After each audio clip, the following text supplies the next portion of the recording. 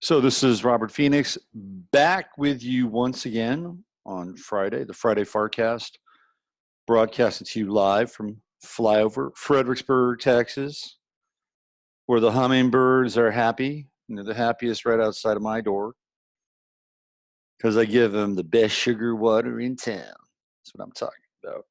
What's going on out there? How is everybody?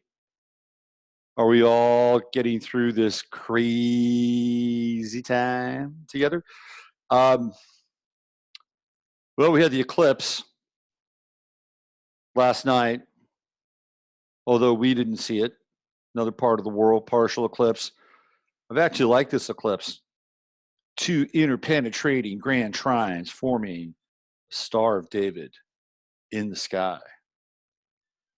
Somebody's trying to call me during my show. That's a no-no. That is a no. If the phone was nearby, I'd probably answer it, but it's not. So I'm just going to continue to get into the flow here.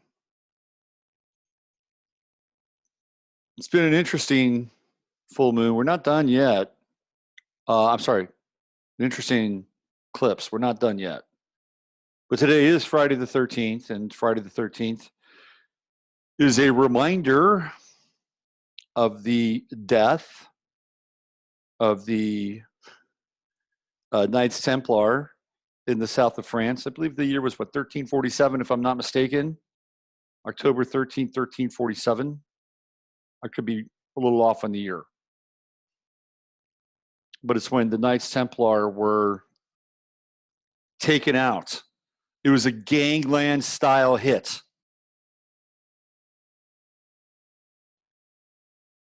The Pope, I believe it was, if I'm not mistaken, again, Pope Innocent, not so innocent, that Mr. Pope, a gangland style hit because the Knights Templar were what? Competition. They were competition to the papacy and the Catholic Church. And the reason why is because they were extorting the Catholic Church. They had very interesting evidence, little bits and pieces of information that suggests that Mary Magdalene had a child. You know the story. And she brought that child to the south of France. And it was a daughter. It was the daughter that she had between the man that is most commonly known as Jesus. But in these circles, we call him Sananda, Yeshua, Emmanuel. And so the Knights Templar were getting some action on the side from the Catholic Church. The Catholic Church said, we've had enough. Let's take him out. And that actually was the first of a number of raids and onslaughts into the south of France, where eventually the Albigensians, who were essentially Cathars, were wiped out, as Gnosticism was a competing ideology and religion with Catholicism. Again, let's wipe out the competition. That's what happened. However, a few knights errant escaped, and they made their way up to Scotland, where we have the beginnings of Freemasonry and the Freemasonic lodges, and the figurehead for the Knights Templar, who becomes a very important part of Freemasonry, is, of course, what's this? I'm having a senior moment now. But Jacques de Molay, thank you. Jacques de Molay becomes a very, very important figure in Freemasonry. So we have the death of the Knights Templar and the birth of Freemasonry. Thank you, Catholic Church. This is how life works. You wipe one thing out and something else comes in its stead. Ecosystems are always under some form of invasive attack, and sometimes when that thing is removed, guess what happens? Something else comes in its place and can be even more pernicious than what came before it. How is everybody? How are you? Last week, we did the show with Steve and Chris Crimmy, and that was great. was a great show. People loved it. And it was like my first show kind of getting back into the swing of things. It's an interview show. Today, there's not going to be an interview. Today, it's just going to be just me talking to you out there and addressing a couple of things that are going on out there in the big wide world. The kids from Thailand, they've been released. Another myth, right? A Mithraic myth emerging from the caves beneath the surface of the earth. And there are 12 of the kids, right? 12 is a big number, represents the apostles, represents all the astrological signs, represents the months. 12 is a big deal. Of course, there's 12 of them. And each one of them has their own little separate hospital room, apparently. And they are scanning them for infectious, contagious, weird diseases. Did anybody think that they would not get rescued? I never thought they wouldn't be rescued. Elon Musk brought his submarine, but apparently it was not the right fit. It was too big. I bet he's getting a chuckle out of that. My submarine was too big for that cave. They couldn't use it. Maybe that was the whole point of it. Who knows? But he did have a good intention. He wanted to come in and rescue those kids. And he has the resources. Apparently, he had the submarine. But it didn't work. So the kids are safe. We can move on to the next child drama before the true node moves into cancer. And then we're going to be dealing with women and mothers as a result of that. So we still have a few more months of child drama, bringing it to our attention.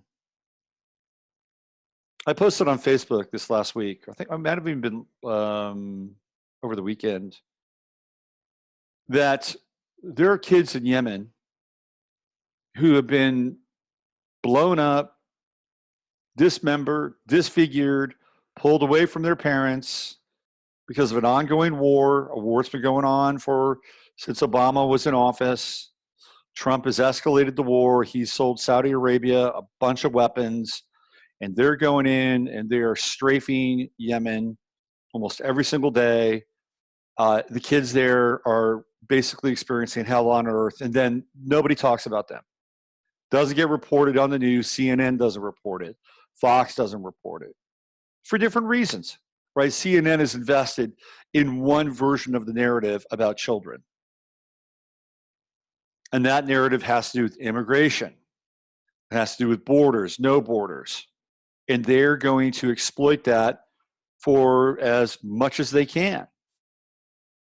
Because there's an agenda there. And the agenda is, let's get these people in the country and let's have them become voters. Let's have them get on the Democratic roll and have them become voters for not just this next election, but the election after that and the election after that. But trust me, this election is a big deal. Like, the Democrats don't want to lose. And they're going to do everything in their power to get as many people on board with the Democratic Party as possible so they can be registered voters or even not registered voters. I mean, it doesn't even really matter now, does it? It really doesn't. You just show up and, your name could be, Javier Garcia, and you could be voting under the name of Thomas McMichael. And right, it's like, it doesn't matter anymore. Thank you, Mr. McMichael. Doesn't matter. But hey, numbers count. Numbers do matter. Identity doesn't. And they don't want to lose. They want to get as many people in the Senate and the House as possible because they want to impeach Donald Trump like nobody's business. I mean, they want that man out. And if you were not paying attention to the grilling of Peter Strzok, who we're going to talk about today, or I'm going to talk about today, you're not paying attention. You're just not paying attention. I've never seen anything like that before in my life. We're going to have more of these moments. I mean, generally, when they have somebody who's being questioned on Capitol Hill, there's usually a sense of some decorum, some kind of fair play involved. Some, not always, but it's kind of there. The veneer of fair is there. Not yesterday, man. Gloves are off. The gloves are off. It is bare knuckle in the octagon.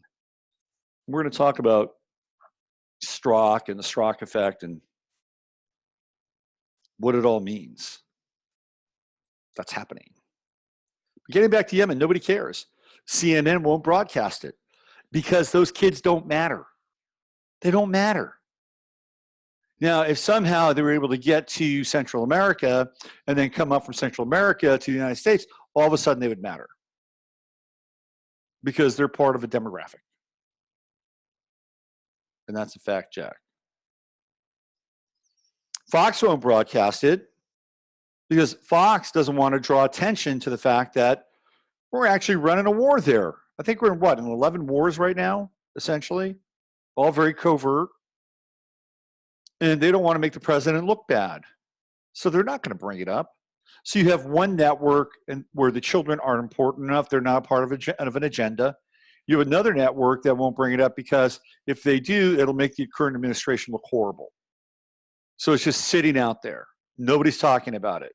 And if people were so concerned about children and they were so concerned about children being separated from their parents, they turn up the volume on what's happening in Yemen, possibly Syria, maybe even Gaza and Palestine. All of a sudden, we're talking about children in a much broader sense. And that could be effective. But that's not what happens because children, just like anything else, gets politicized. They get politicized and they become emotional currency.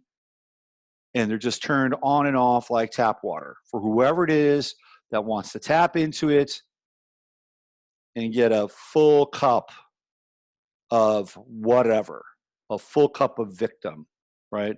A full cup of desperation. Just open it up.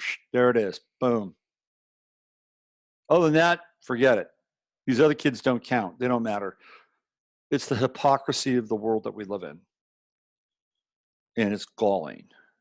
Absolutely galling. And the left should be embarrassed that they only care about children in a certain context. And the right should be embarrassed because they are enabling a war to take place that is essentially supporting the military-industrial complex and those billion-dollar deals that secret agent 00666 and his father-in-law did in Saudi Arabia, but about 6 months after he got into office. Both sides are culpable here. They're culpable. The left can get on the war thing too, but the left never says anything about the war. You know, they never say anything about Yemen. They never say anything about Syria. The left used to be a real anti-war party. Go back to George McGovern, Hubert Humphrey. They were classic anti-war candidates during a time where we were fighting a very visceral, boots on the ground kind of war. There's nobody in the left. There's nobody as progressive. This Ocasio, who got elected in New York State, she got elected on a number of different platforms. She got elected on, hey, let's have jobs for everybody. And, you know, it's just your typical, it's like Bernie Sanders on steroids is what she is. But was there any mention in there about war? No, none. None. Because here's where the hypocrisy on the left is. If you mention war, guess what you're going to do? You're going to alienate the military-industrial complex. And these people who are being groomed, and trust me, they're being groomed. She just didn't fall out of a tree and say, I'm going to run. You know, I'm going to run for Congress. No, it doesn't work that way. It doesn't work that way. They're groomed. People are groomed. And they sit down and say, here's your platform. This is what you're going to stand for. And you do not go into these areas. This is not part of your platform. And I guarantee you, war is part of the no-go zone. That's a no-go zone.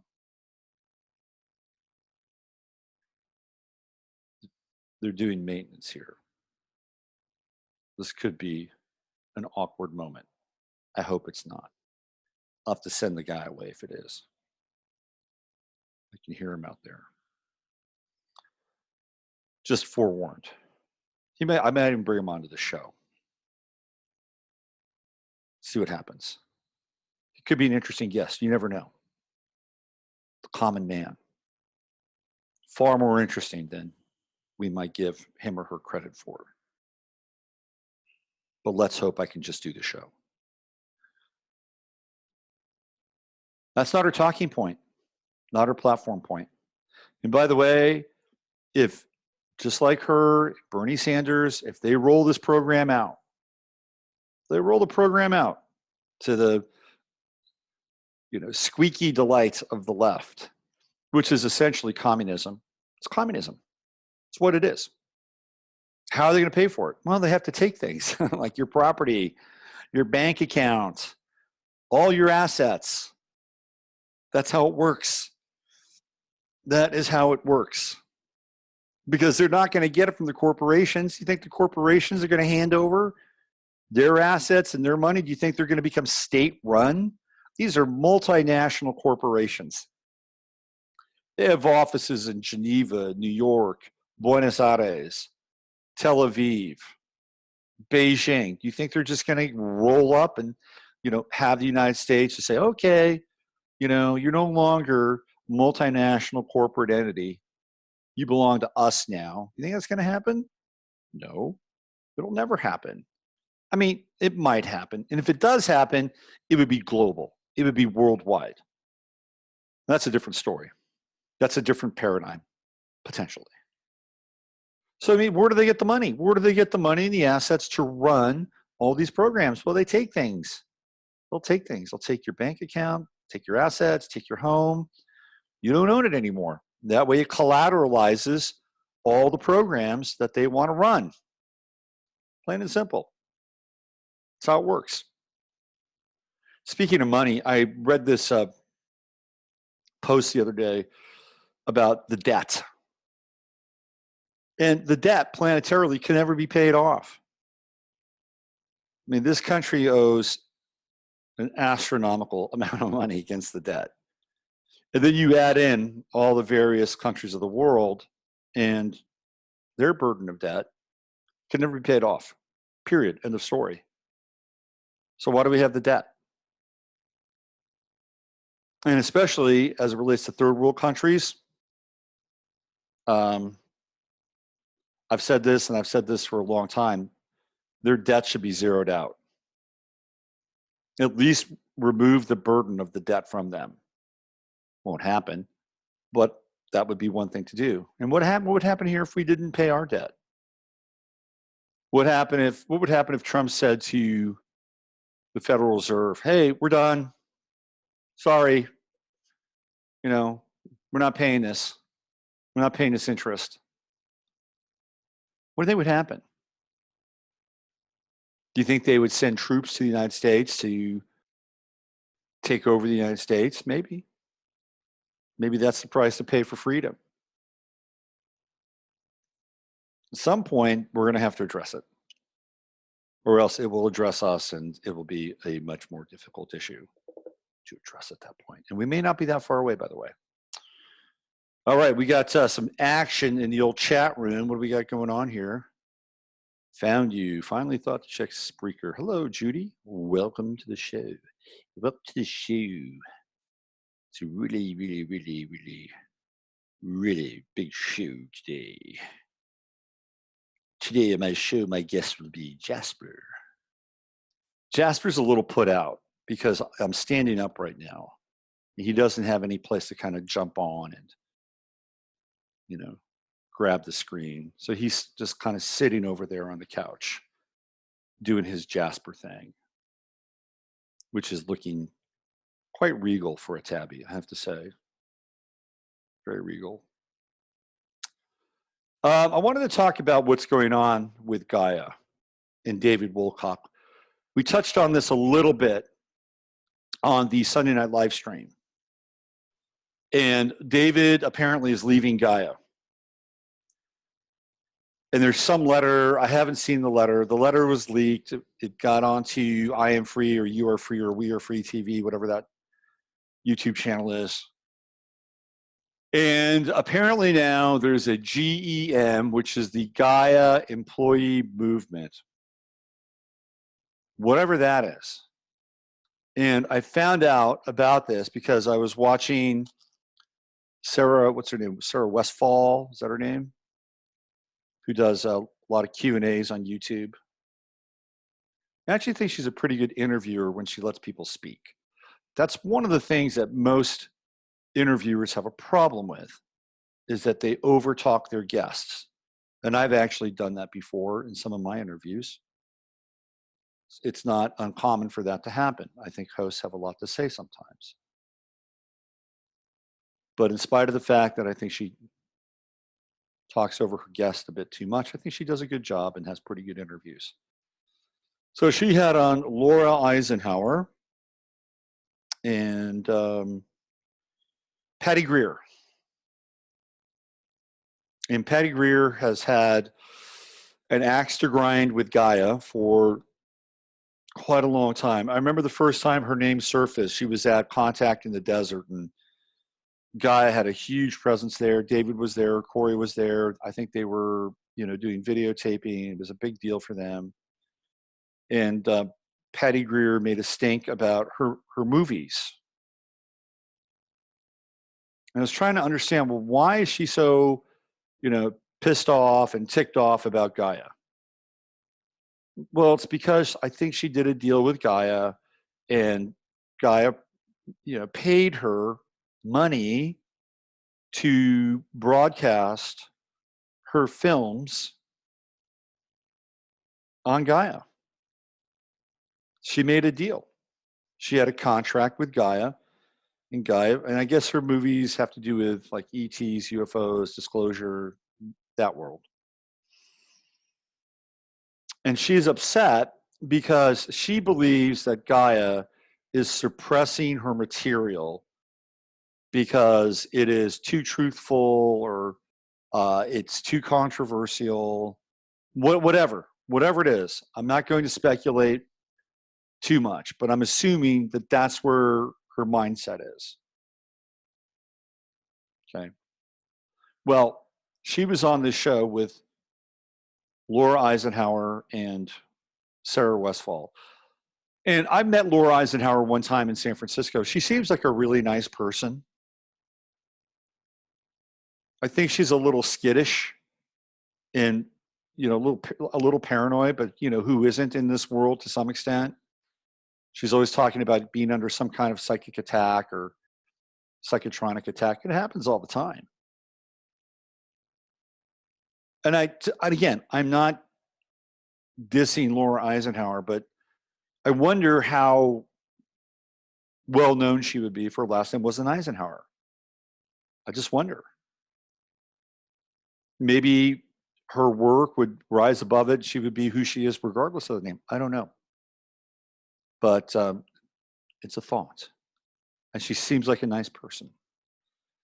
I've never had a session with her or anything like that. I know she uses astrology and all kinds of other stuff, right? She was on the show. Patty Greer was on the show. And what I got was a lot of sour grapes. Now, does that mean that there isn't something happening at Gaia? I don't know. I'm not there. I don't have the inside baseball. When I talk with Regina, we don't really talk about Gaia. It's kind of gossip, if you ask me. I keep hearing that Gaia has been taken over by Luciferians. What does that mean to be a Luciferian? For years, Gaia has been promoting Trudy Styler's yoga videos. If you ask any Christian what they think about yoga, I would say most of them would say that it's borderline satanic. So would having yoga videos be satanic or Luciferic? According to some group, it would be. What does it mean to be Luciferic? I mean, are they getting out there and promoting Crowley? Are they getting out there and promoting, eating children and sacrificing children? That kind of Luciferic? Is that what's going on? I don't know. I I haven't been a part of Gaia for a long time. I don't even do interviews with Gaia anymore. When I do interviews, they're with Regina. It's on her platform. So I don't know what's going on there. I do know that David resigned. He left, according to this letter. And apparently there is a Gaia employee movement. Now here's Patty Greer. She's on this channel. She's talking. She has this interview going on. And she's aggressively being involved in the chat room. And there's this one guy who's just a guy. He's just a guy. He's just somebody who's commenting. And his comments were not necessarily pro Patty Greer.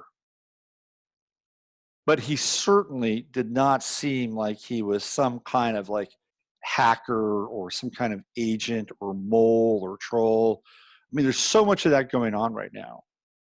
You know, just because I started my video on Sunday nights where I'm in the shadows, this guy asked me in my comment section, are you part of the shadow government? Like I'm actually like revealing something, you know? It's funny because it's like, oh, that'd be really clever if I was, wasn't it? Wouldn't it be? I'm not I don't know, maybe in my alternate timeline or alternate life, I'm a member of the shadow government, but in this one, clearly not. I don't make enough to be part of the shadow government. So she went on to the comment section and called this guy like, I don't know, a hacker troll. I mean, he's just a guy putting his opinion out there on a message, you know, on a comment section on YouTube. And it seemed like really unhinged, to be honest with you. So I got involved, right? I mean, I got involved already. I did 24 shows on Gaia, and I know a lot about their contracts. I know a lot about their metrics.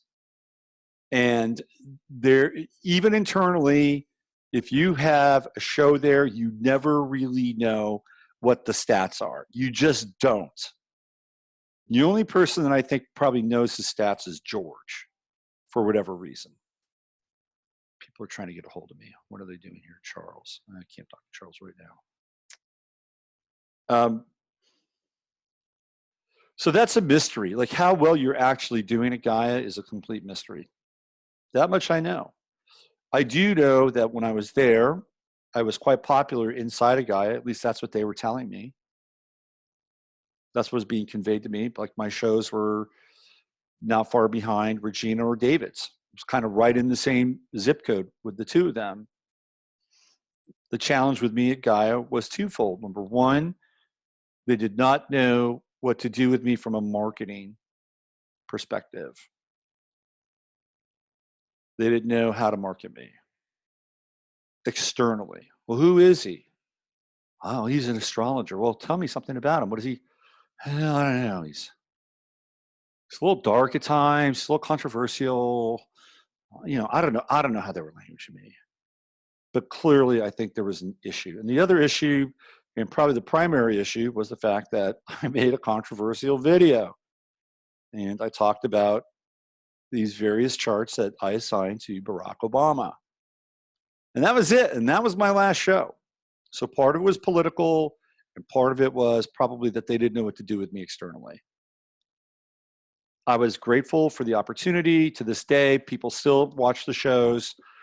If you ask me, well, would you have rather not done Gaia and not have had the experience of feeling bummed out or let go or deflated or defeated, which I went through. I had those feelings for a few months, and I got over them. It took me about 3 to 4 months, because you're into something. It's like, wow, this is really great. You know, it's like you get called up to the big leagues. That was like my shot at the big leagues in my head at that time, and then it was done. So imagine you're playing for the New York Yankees or the New England Patriots or the Warriors, and you get the call up, and it's great, and there's the commensurate salary that goes along with that, and perks, get to stay at a hotel, really nice stuff, right? And then it's gone. It takes a while to kind of get over that. And I did. I got over it. It's like, okay, well, I was this person before that happened. I'll be this person afterwards, and let's just see what happens. And I've actually been able to support myself as an astrologer and make other connections with Randy and Emily, and I've still got the connection with Regina. So it's all good, right? And you have to get over these things in life. Every now and then, we take losses. Even the greatest teams take losses. 2 years ago, the Golden State Warriors set the record for the most wins in a regular season, and they lost in the finals. They lost to the Cleveland Cavaliers, albeit controversially, but they still lost nonetheless. And so we have losses in life. And a lot of times how we deal with our losses really determines who we are and how we move on. And so I'll bring this back to Patty. Like when I was at Gaia, we had contracts and they're all the same. They're all the same. Nobody has a long contract at Gaia. When you have a contract, you have a contract to do X amount of shows. And then they figure out whether they want to continue to have you on that contract and continue to do shows. So essentially your contract employee at will, pretty much, right? Contract / at will. And that goes for everybody. That includes Regina and that includes George. I know this for a fact. Everybody has the same contract. And it's a contract. It's what it is. Patty Greer signed a contract. She signed a contract for her movies. And now she's in a place where she's visibly upset because her movies are not being, I don't know, fill in the blank. On the homepage, front page news all the time. I haven't seen her movies. Apparently, Jay has gone on record that they're average. Jay actually knows a lot about movies. He studied cinema. He's made movies. Jay's controversial. Not everybody likes Jay. People don't trust Jay. I happen to like him, even though I've had a few things with Jay that, I wish could have gone differently at a certain point in time, but I still consider him a friend. Bottom line. And his wife, Sharon, is lovely. Great person. But she signed a contract. And when you sign a contract, you are giving something in return for something, theoretically, hopefully. Not you're getting screwed. And we sign bad contracts sometimes. Sometimes we sign bad contracts with people in our lives. Even though we're not signing on the dotted line, if we align ourselves with a certain person and we agree to be together, that's a contract. And sometimes that contract isn't a great one for whatever reason, which is why I really, really advocate that people think very clearly about who they are going to become involved with and have a relationship with. Relationships can change your life for the better or worse. I know it's cliche, but it's true. Lives pivot on relationships. They pivot. They can pivot for the better, or they can pivot for the worse. And it's up to the individual to understand that most men make terrible decisions about relationships. Why? Because we're not taught how to make decisions about relationships. Society informs us. Oh, look at that butt. Holy smokes, I want a relationship with her. No, you really want a relationship with her ass. That's what you want the relationship with. But that's how it's kind of like come down to now, right? But anyway, getting back to the contract piece. She signed a contract.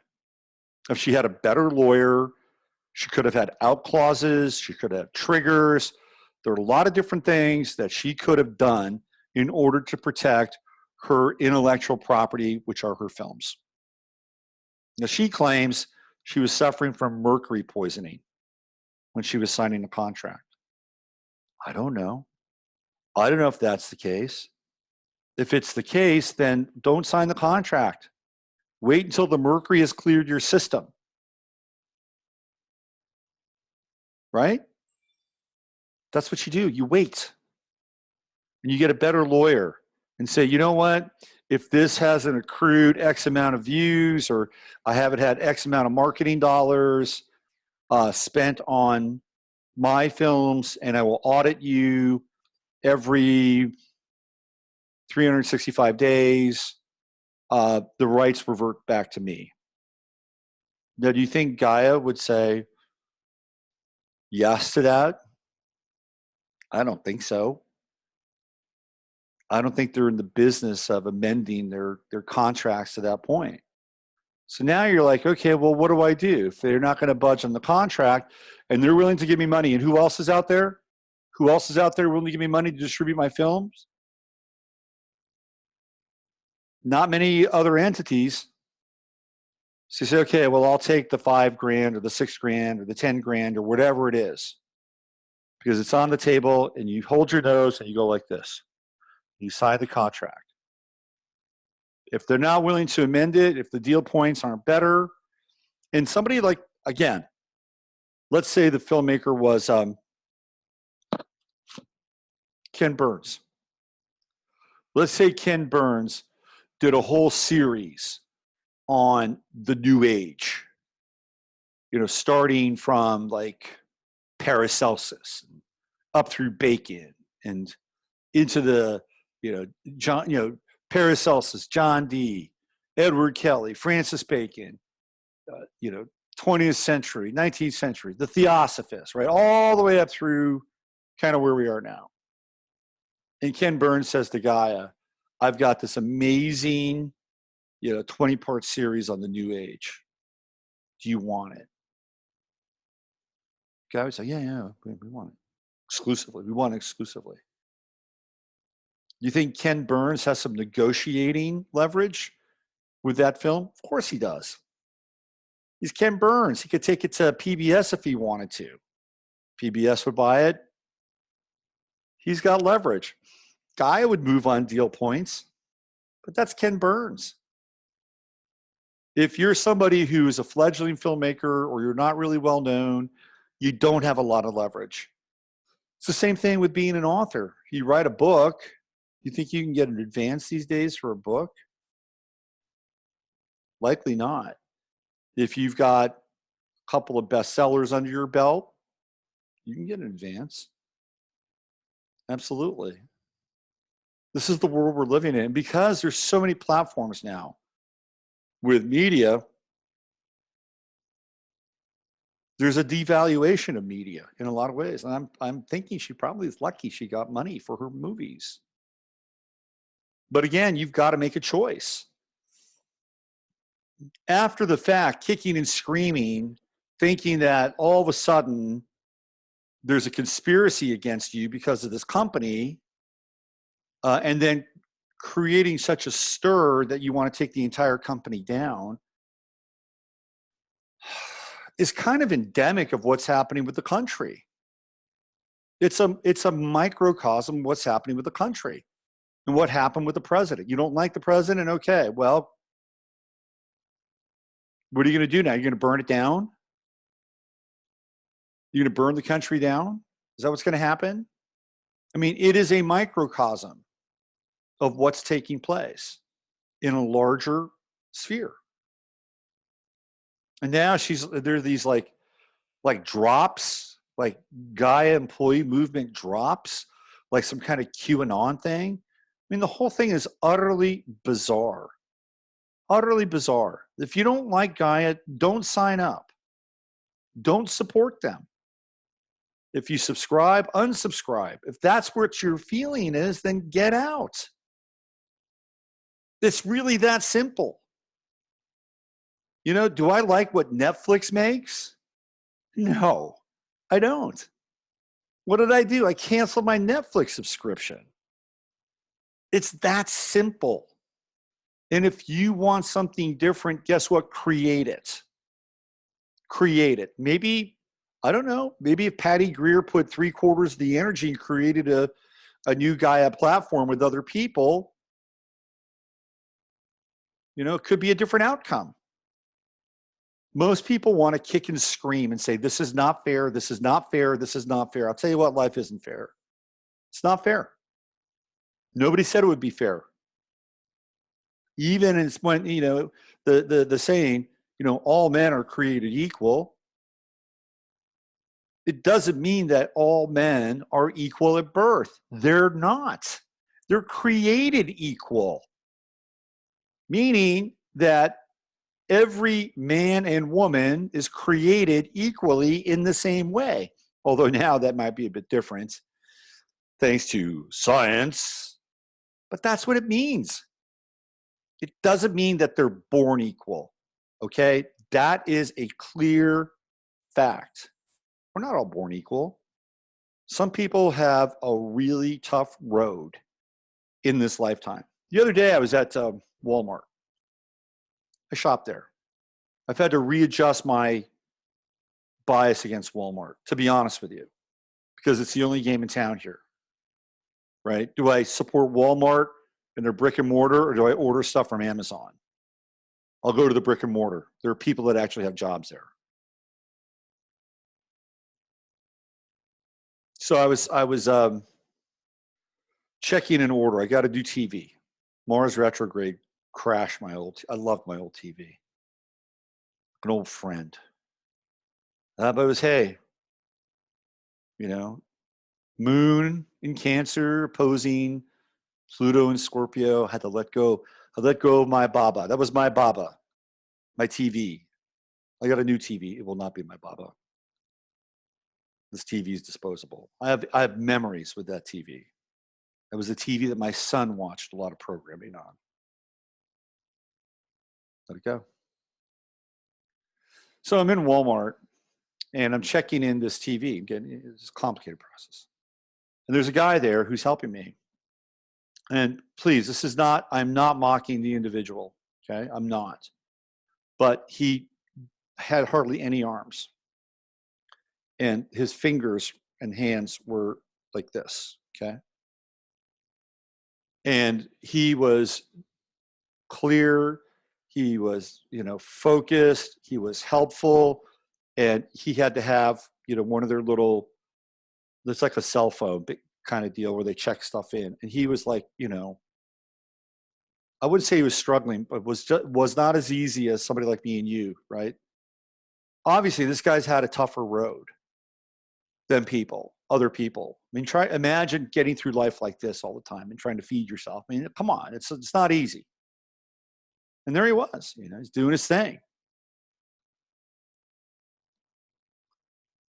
And the reason why I'm bringing this up is sometimes you get hit in life. Sometimes you have losses in life. That's just the way it is.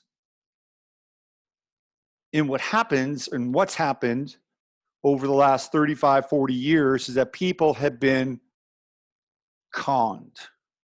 They've been conned into thinking that there's no such thing as a loss. And to some degree, that might be true. But in order to get there, you have to go through a very rigorous process to understand what that loss means in your life and how it's going to impact you and who you're going to become as a result of that.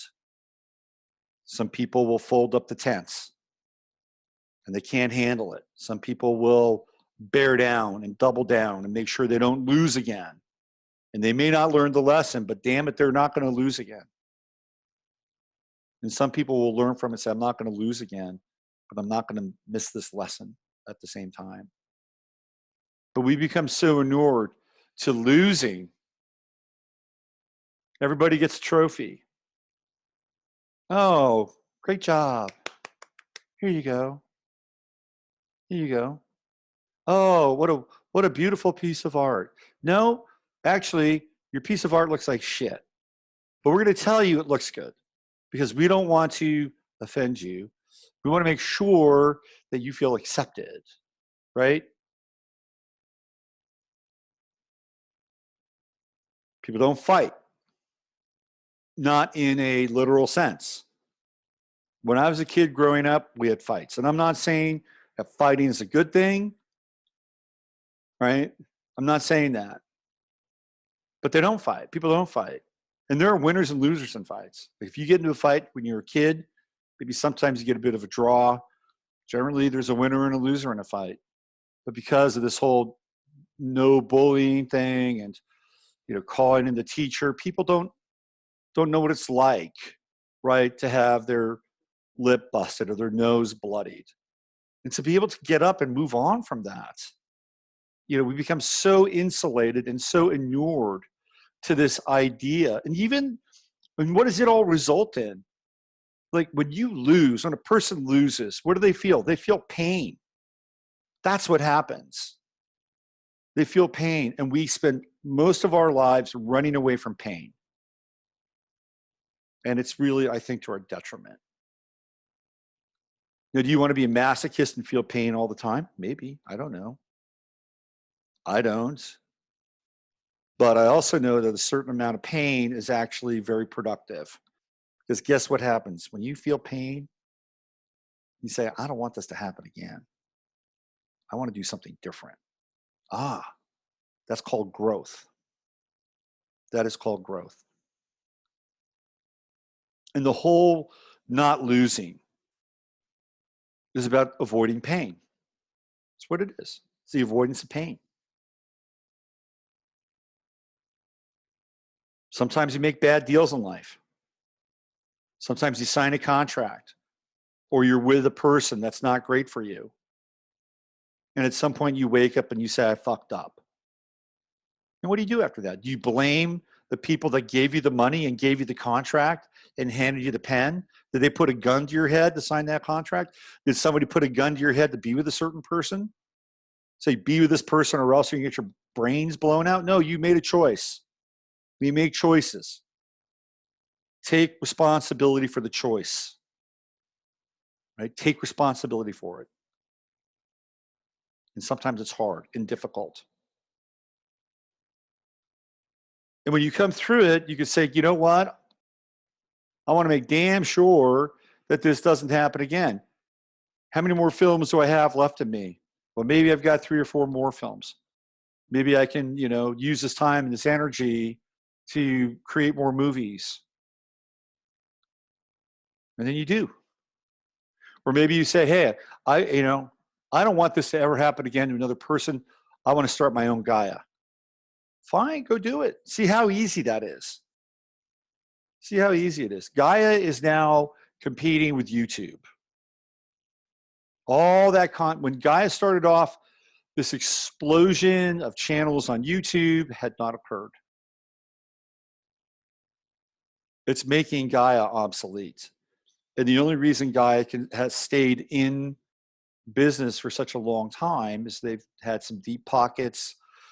They were making money on the yoga side. That business was sold, transferred that money into the media side of it. I don't know where they are with investors now. I'm not in that loop. But I would assume that their numbers are going down for a number of reasons. Number one, the content. Number two, competition. And YouTube is their biggest competition. And it's about the decentralization of content and media. That's what we're doing right now. So sometimes we have losses in life. Suck it up. Suck it up. Feel the pain, right? Feel the pain. There's a scene in Platoon, which is one of my favorite movies. And Tom Berenger's character is Barnes, who's one of the best characters in all of moviedom. Like Tom Berenger should have just stopped making movies after that one role. So iconic. And it's funny because when I was young, I was really into the Willem Dafoe's character. And he was the sort of the counterpoint, right, to Barnes. Willem Dafoe was, Heart of Gold. But as I've gotten older, I've understood Barnes more. It's fascinating. There's a guy that gets hurt and he's losing his shit. And Barnes screams at him and he says, feel the pain. And then once the guy does, he calms down. Because he was fighting the pain. He felt the pain. And once he did that, the pain began to subside. And we're at a point where a lot of people are feeling pain. People feel that they were ripped off of the election. This is probably a good transition to Peter Sztrok. I've watched that shit show yesterday. You've got people on the left who are openly waging war against Donald Trump. Look, I don't really have a problem with that per se. I don't. However, asterisk caveat, because they're representing their people, right? Theoretically, they're an elected official. They're progressive. Excuse me, Democrats. So they're supposed to represent their people. And if they think their people are pissed off and that they don't like Trump and what Trump stands for, then they have to represent them. And then they can become bulldogged assholes who are, engaged in this widening and this separating and this splitting of the cultural and political atom that we're witnessing right now. Theoretically, that's what they're doing, right? But here's the asterisk. I could give you any president over the last 30 years who has as bad or worse dirt than Donald Trump. And we don't have to go back that far. Barack Obama should have been under, like Peter Strzok. You get this guy, oh, he is so patriotic. So patriotic. And this is the rub, right? Was the FBI and was somebody who was in the employ of the former administration who has an agenda, were they actually running a covert spying program on the President of the United States and the Republican Party? Which is what was happening when Richard Nixon was President of the United States. And he was running a covert spying program with the plumbers and the Democratic Party. Well, Nixon got impeached because of that. Or was Sztrok simply a patriot who knew things about Trump and was doing his very best to unearth them and save the American people?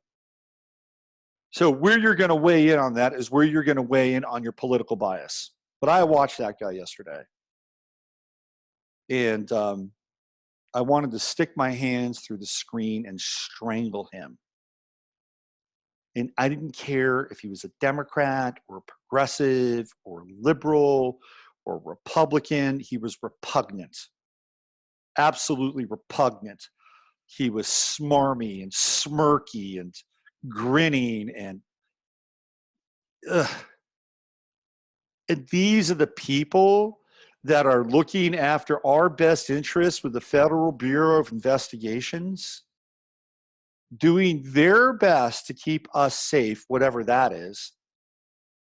And this guy is like emblematic of that. That's the case, we're in trouble. Because this guy was creepy. And it was clear that he had an agenda. He's a Pisces, by the way, born March 7th, 1969. He's a rooster. He's a cocky Pisces. He's a cocky fish. He's a rooster fish. Is there such thing as a rooster fish? There should be. We should invent one. Science is amazing. They could invent a rooster fish if they wanted to.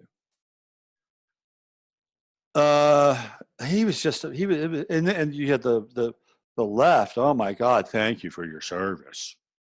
Thank you for taking on this daunting task and being a true patriot. It's like, give me a fucking break. The guy had an agenda. They wanted to take down Trump. They didn't want him to be president. And he was one of their, cloak and dagger guys, along with his little mistress, Lisa Page, who does not have the cojones to come testify. I was embarrassed. I was embarrassed to be an American. Was it demoralizing? No, because I don't, my identity is not associated with that. I don't bond at that level. But as an American, that was embarrassing. It was embarrassing that the left stood up for this guy and tried to fucking make him a hero. And just look at the pictures of him. He must have at least 5 or 6 personalities buried in there. Apparently, he's Jesuit trained. His father's Jesuit trained. He was part of the Army Corps of Engineers. All this stuff, right? He had all the right credentials, all the right accreditation. Didn't make him any less creepy. I'm sorry, it's not a good look. If you're the left, that is not a good look. That dude is unhinged. And always evasive, and always trying to get in. I'd like to respond to that. Please, make it quick. Why does the guy just say, no, you can't respond to it. You had your time. Please, make it quick.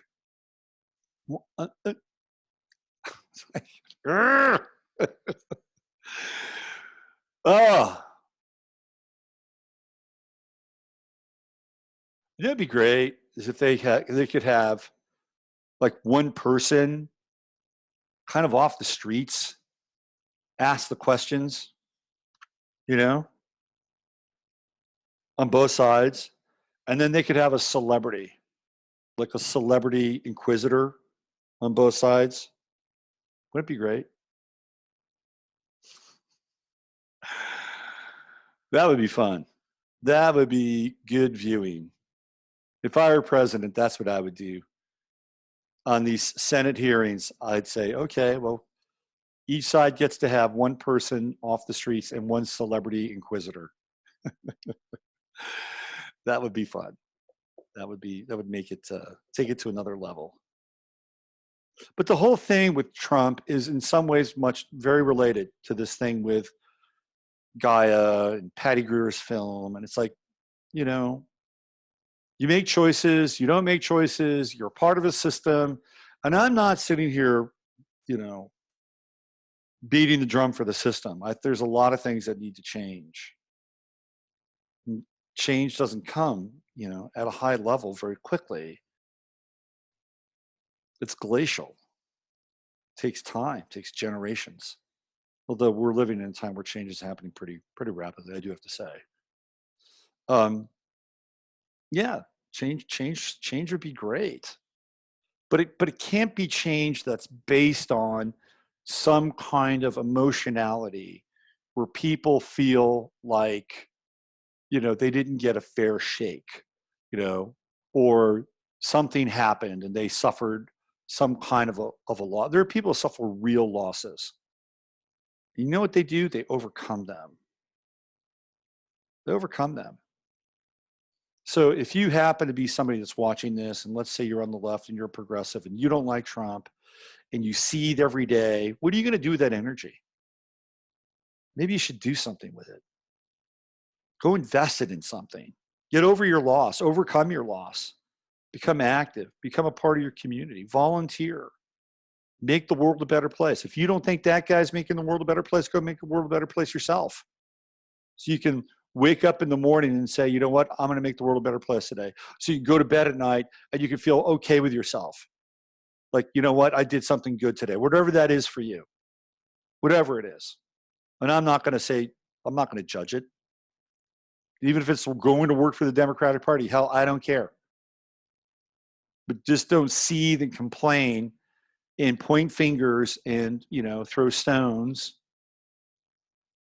You know, when you live in a glass house, right? Just don't. Get off your ass and make a difference, because the two have a correlation. There's a correlation. What's also really interesting, and I haven't really quite like fleshed this out yet, but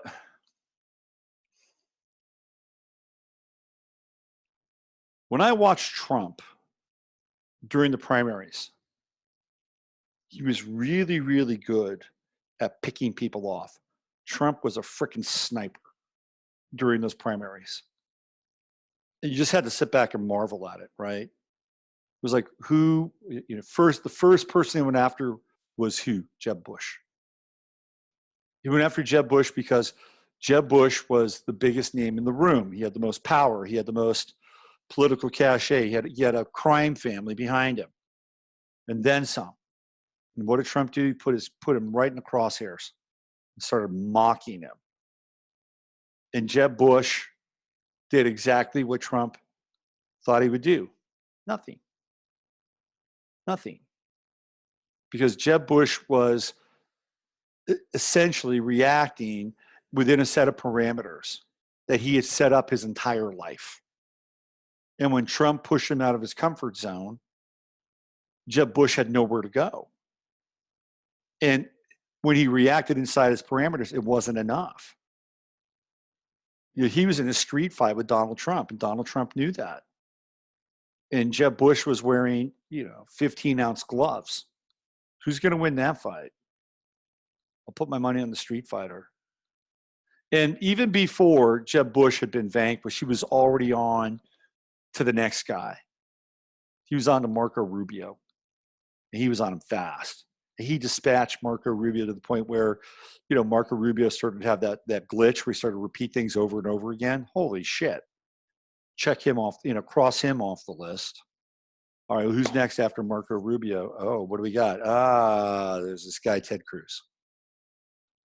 Now, he had a little help with Ted Cruz. I can guarantee you that. He had people doing deep research on Teddy Cruz and his daddy. And he was able to bring that up. And he dispatched Ted Cruz like that. Done, gone. And even before, and the brilliance of Trump is that before he would finish somebody off, he was already on to the next person. So before he completely finished off Ted Cruz, he was already on to Hillary Clinton. And I watched this through the primaries. I'm like, whoa, it's kind of impressive, to be honest with you. How could you not be impressed with something like that? And if you thought that whole thing was thrown, you're completely mistaken.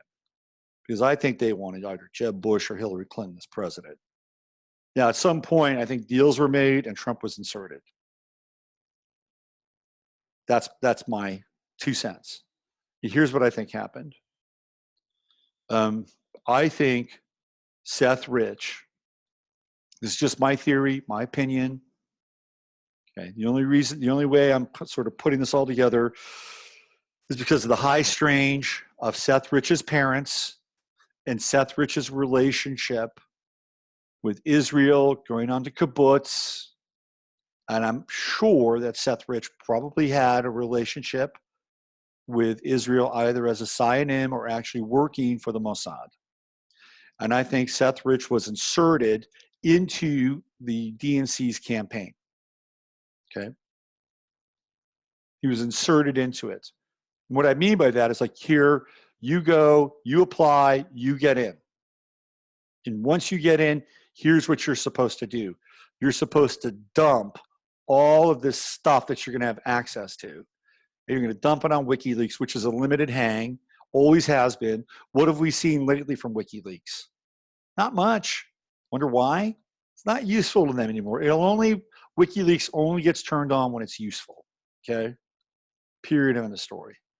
So he did that dump with WikiLeaks. And then theoretically, Seth Rich was killed. I'm not sure he's dead. I think he was extracted. I think he got moved out. He's been reassigned somewhere. Now, it was that intel that helped Donald Trump get elected. It was that intel. Kind of pushed him over the top, right?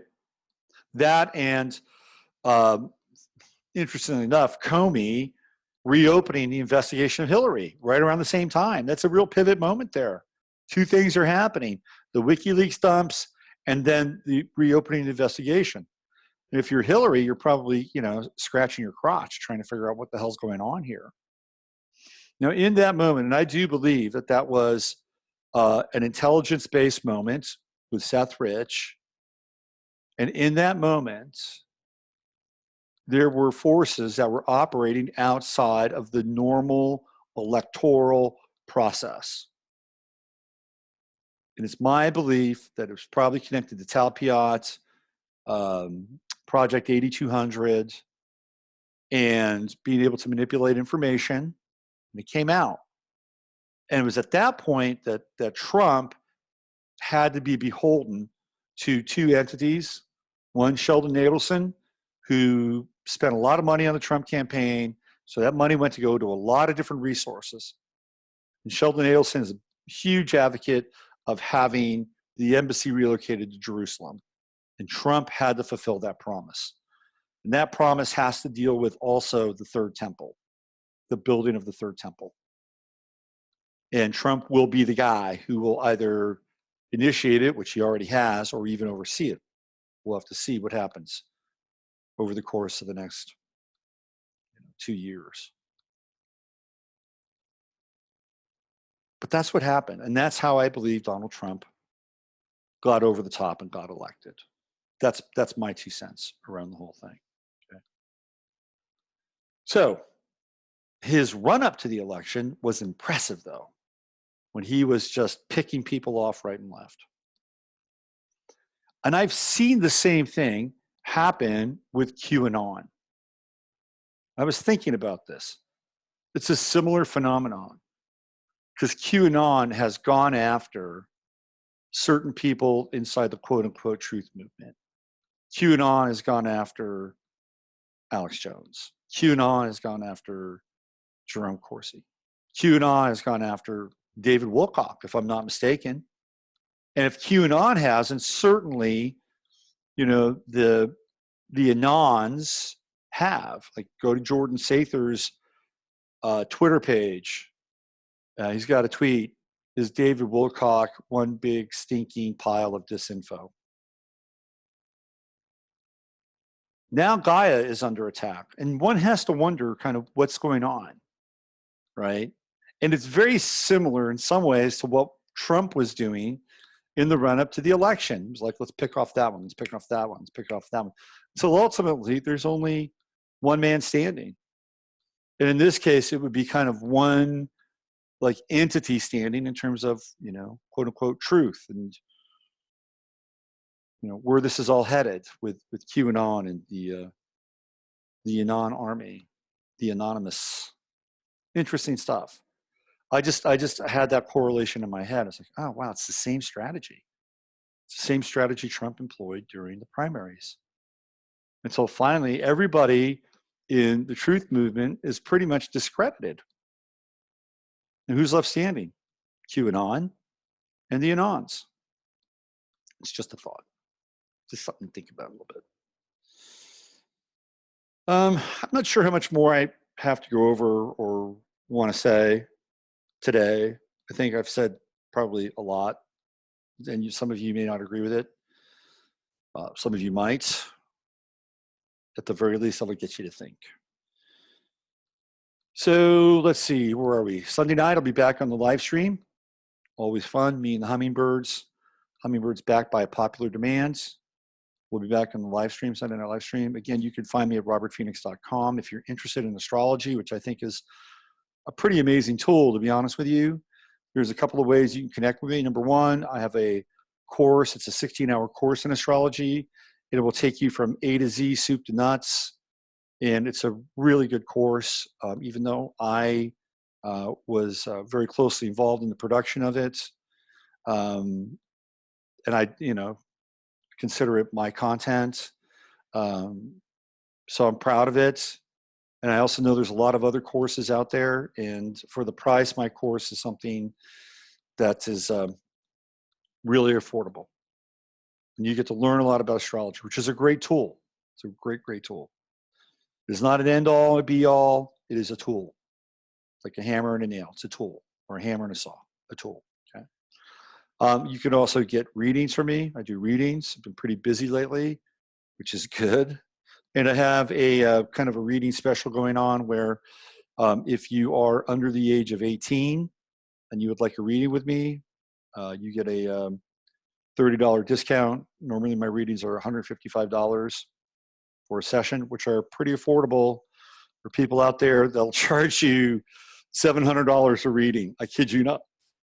I kid you not. And I put my $155 reading up against any $700 reading out there right now. So it's an affordable deal. And I'm taking $30 off for anybody before the age of 18. Let's just make 18 the cutoff. 20, we'll do 20. I think 20. Let's do 20. Anybody for the age of 20, get $30 off the reading, because I enjoy doing readings for the youths of today. I believe in the youths of today, even though they may not believe in themselves. All right, I'm out of here. Thanks for circling back around. You know the drill. Use your head to discern what's real, your heart to say open what's possible. I'm Robert Phoenix. You've been listening to the Friday FARcast. I'll be back on Sunday night. Have a great weekend.